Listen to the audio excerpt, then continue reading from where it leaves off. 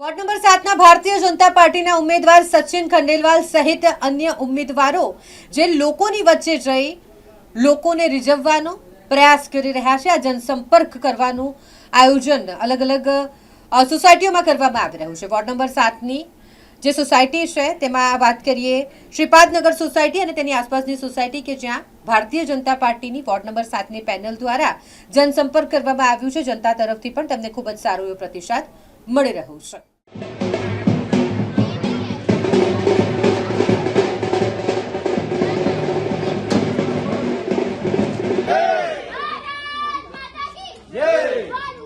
मातरम मातरम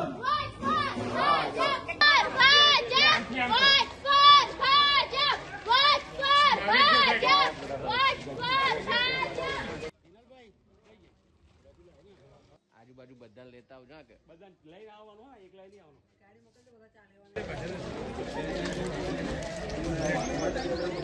આજરોજ વડોદરા મહાનગરપાલિકાના ward number 7માં આવેલા આનંદનગર, શ્રીપાદનગર, ચંદ્રાવલી, ચંદ્રાવતી વગેરે આસપાસની મોનાલિસા વગેરે આસપાસની સોસાયટીમાં લોકસંપર્ક કર્યો છે અને નરેન્દ્રભાઈ મોદીની કેન્દ્ર સરકાર અને ગુજરાત રાજ્યના મુખ્યમંત્રી શ્રી ભૂપેન્દ્રભાઈની ડબલ એન્જિન સરકારના વિકાસ કાર્યોના લીધે પ્રજામાં ખૂબ હર્ષ ઉલ્લાસનો માહોલ છે અને ખૂબ લોકોનો ખૂબ સારો આવકાર મળી રહ્યો છે અને એમના જે પણ નાના મોટા કોઈ પ્રશ્ન રહી ગયા હશે એના માટે અમે 4 ઉમેદવારો જંગી બહુમતીથી એ લોકો અમને વિજય કરાવશે।